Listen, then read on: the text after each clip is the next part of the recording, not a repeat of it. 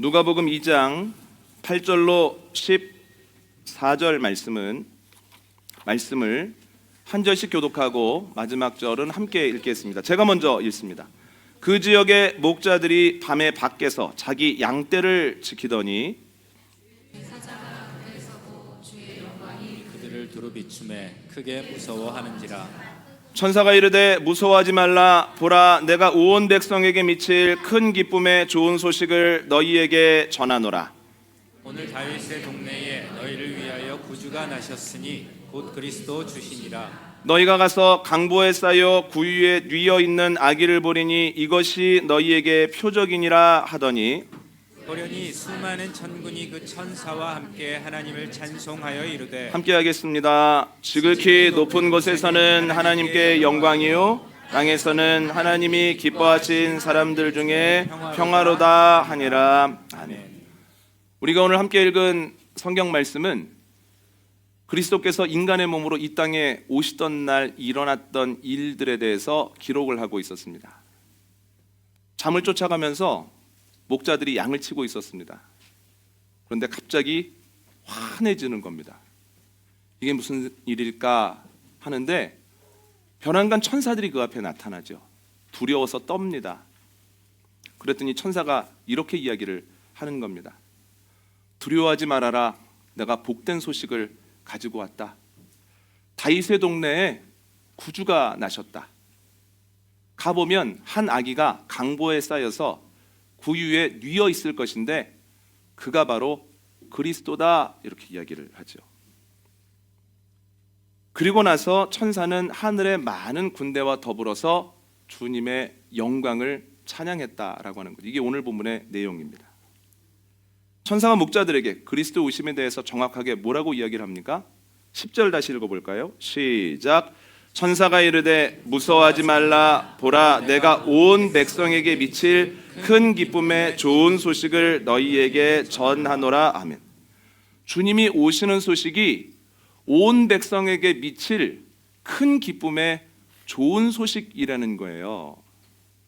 여러분, 하나님께서 보내신 천사가 한 말이니 예수님의 오심에 대한 가장 정확한 정의일 겁니다. 이것보다 정확한 정의는 없습니다. 이 표현은 우리가 매년 크리스마스를 앞두고 듣거나 크리스마스 날 설교 중에 언급되어지는 내용이기 때문에 우리에게는 꽤 익숙해져 있습니다만 목회자인 저에게도 이게 무슨 뜻이냐고 풀어서 설명해 보라고 하면 쉽게 설명할 자신이 없습니다. 온 백성에게 미칠 큰 기쁨의 좋은 소식, 이게 뭐야? 이거 어떻게 설명해야 돼? 굉장히 어렵죠.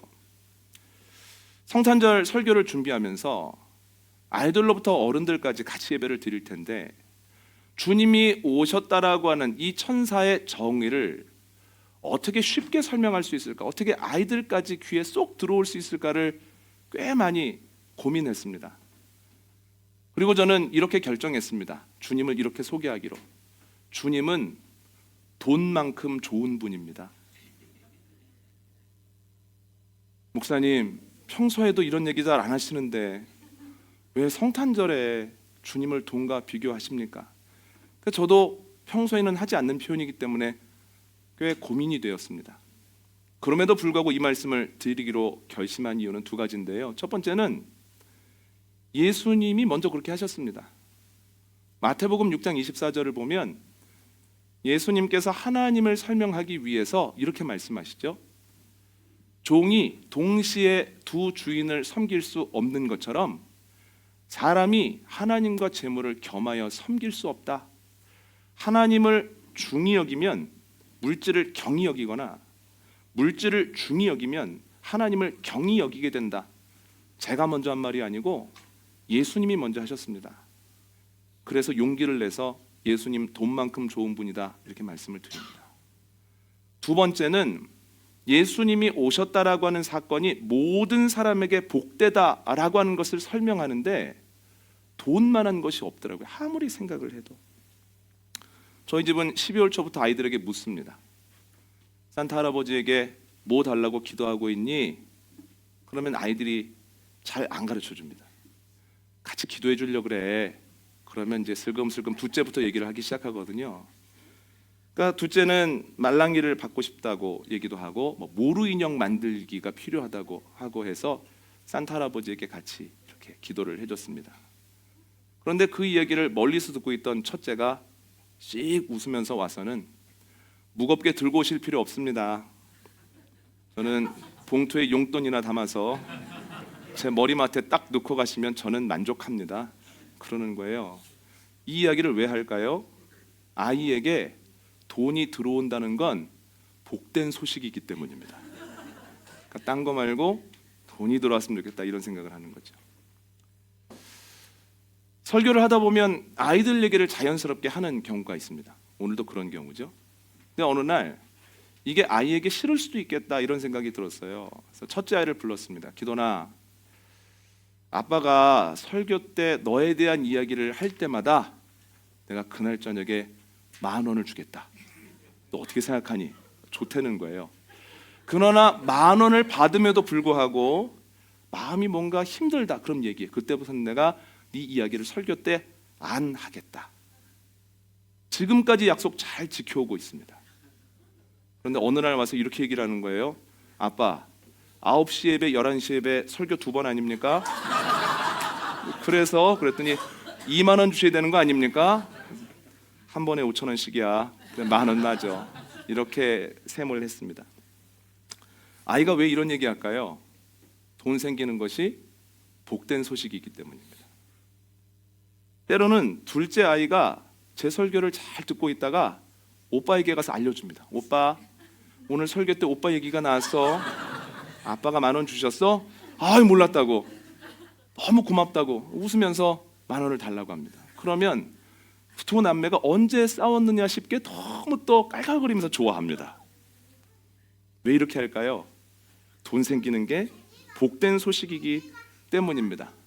지금도 아이가 뒤에서 이 설교를 듣고 있는데 표정이 나쁘지만은 않습니다. 왜 그럴까요? 오늘도 복된 소식을 만날 것이기 때문에 그렇습니다.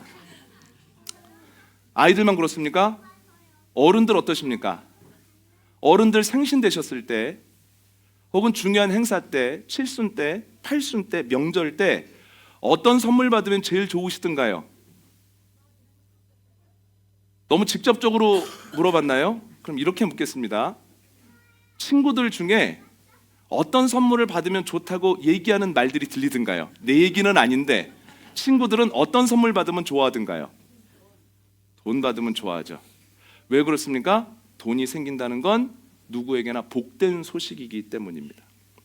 없었던 돈이 생기는 것, 그리고 약속된 돈을 받는 것, 이건 어린 아이에서부터 어른까지 너무너무 복된 소식이죠. 그런데 여러분, 이것만큼이나 좋은 것이 있습니다. 약속된 그리스도께서 우리에게 오셨다는 겁니다.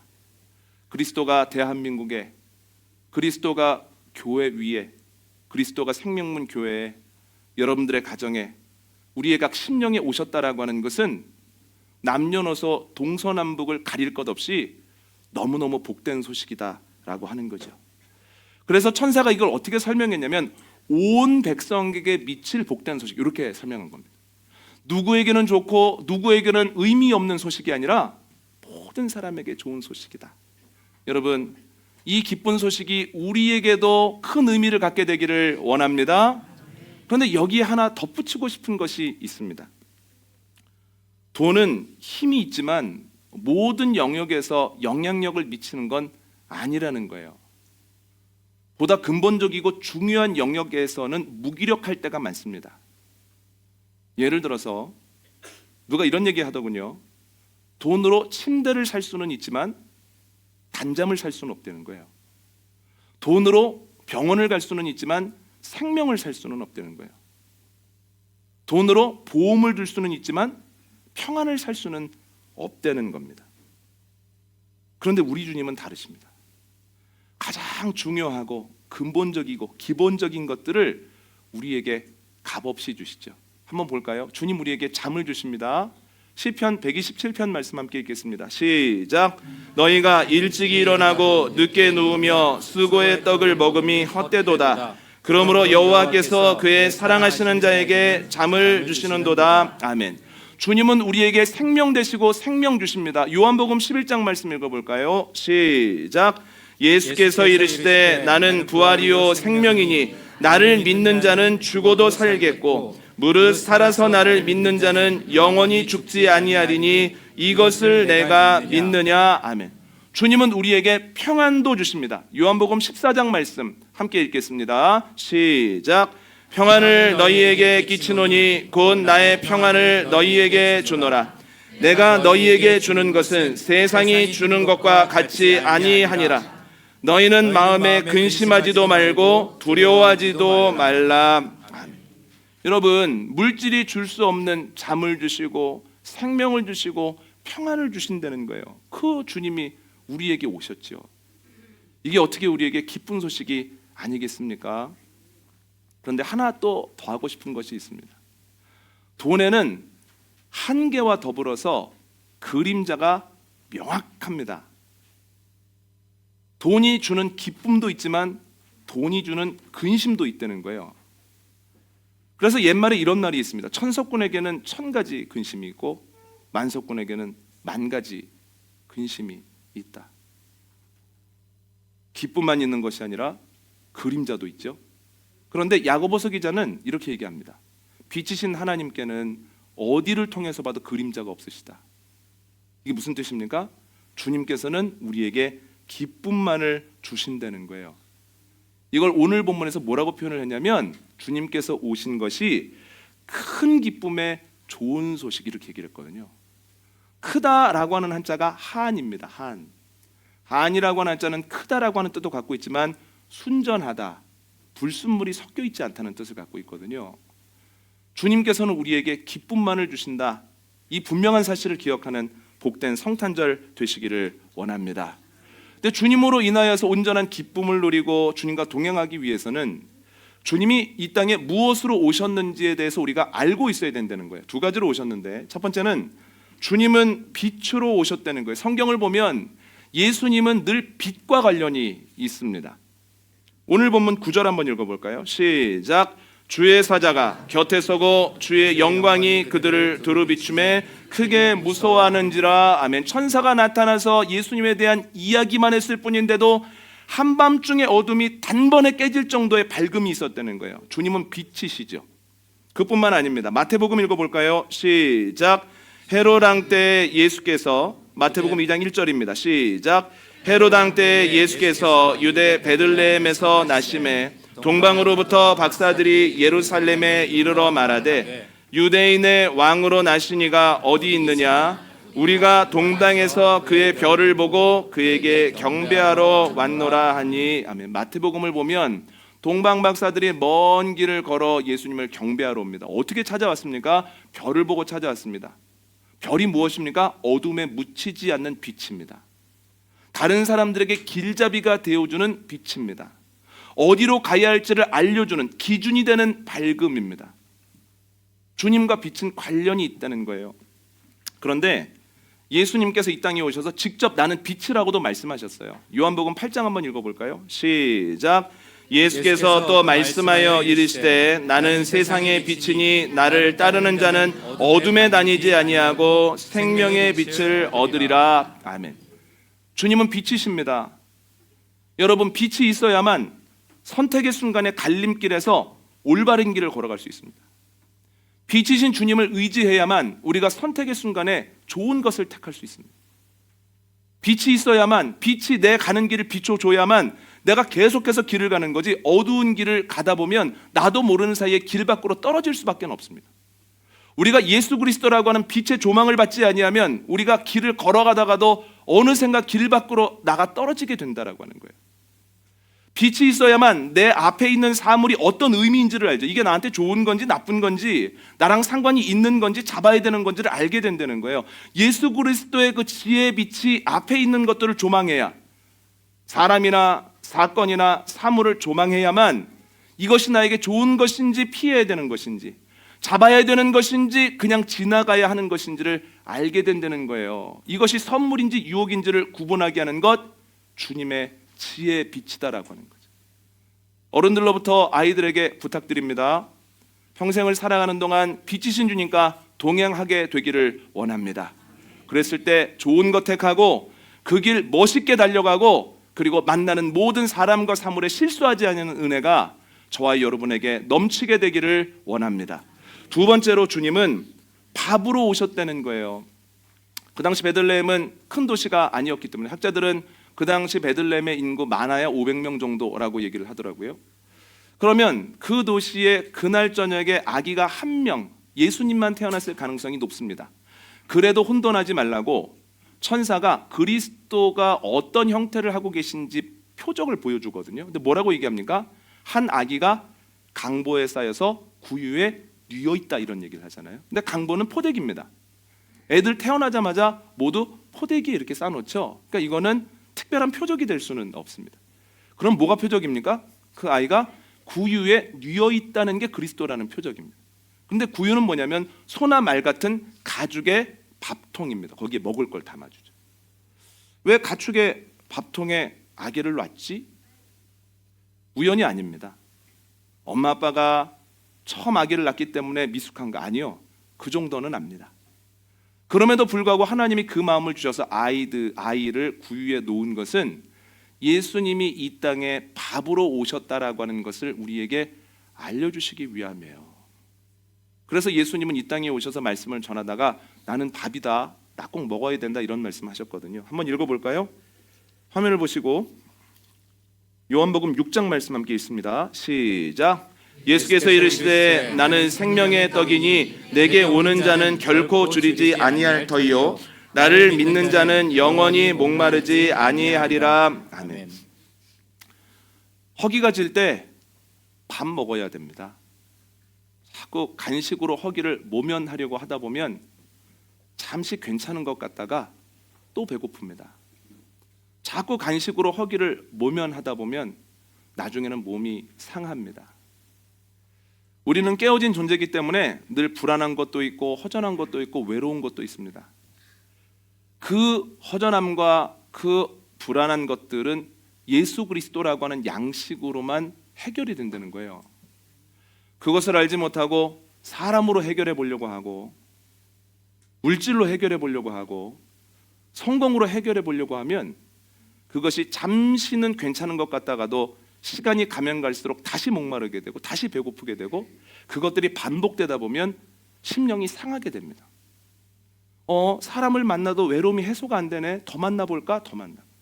이 사람 갖고는 안 되니까 다른 사람을 만나볼까? 아니요, 소용없습니다.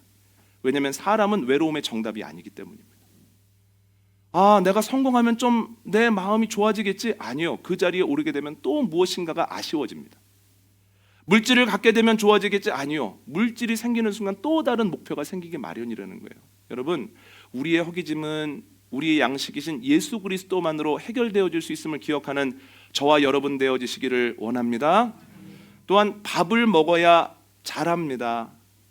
밥 먹지 않으면 결코 자랄 수 없습니다. 그것처럼 우리의 양식이신 예수 그리스도를 먹어야만 우리의 심령이 건강하게 자라납니다.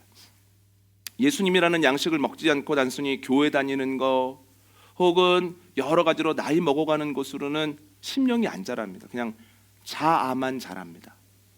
심령이 자라나지 않고 자아만 자라나면 그것이 나도 나중에 어렵게 만들지만 다른 사람들을 꽤 무겁게 만든다는 거예요. 여러분, 주님을 양식 삼음으로 우리의 심령이 주 안에서 건강히 자라나게 되어지기를 원합니다. 세 번째는 힘이 들 때, 바쁠 때 밥을 걸러야 됩니까? 그럴수록 밥을 먹어야 됩니까? 그럴수록 밥 먹어야 됩니다. 바쁘다고 밥을 걸르고 힘들다고 밥을 안 먹으면 결국 쓰러집니다. 우리가 힘든 일을 만나고 바쁜 상황이 되어지면 가장 먼저 놓는 것이 예수 그리스도라는 양식입니다. 근데 그것은 쓰러지는 지름길입니다. 바쁠수록 어려울수록 힘들수록 우리는 예수 그리스도라고 하는 양식을 꼭꼭 씹어서 넘길 때 그 양식으로부터 오는 힘에 의지하여서 그 어려운 때를 이겨나갈 수 있다라고 하는 거죠. 어른들로부터 아이들에게 부탁드립니다.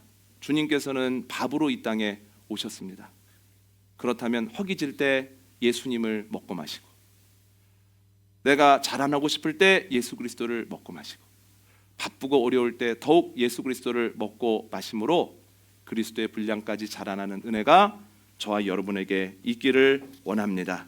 오늘 말씀 정리합니다. 주님이 이 땅에 오시는 것은 모든 사람에게 큰 기쁨을 주시는 일입니다. 오늘 본문의 천사들은 그 이유를 두 가지로 설명하는데, 첫 번째는 주님이 빛으로 오셨기 때문이에요. 주님으로 인하여 온전한 길을 걸어갈 수 있습니다.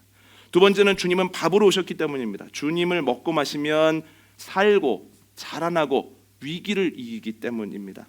빛이신 주님을 따르고 밥이신 주님을 먹고 마시는 은혜가 저와 여러분에게 넘치게 되기를 원합니다.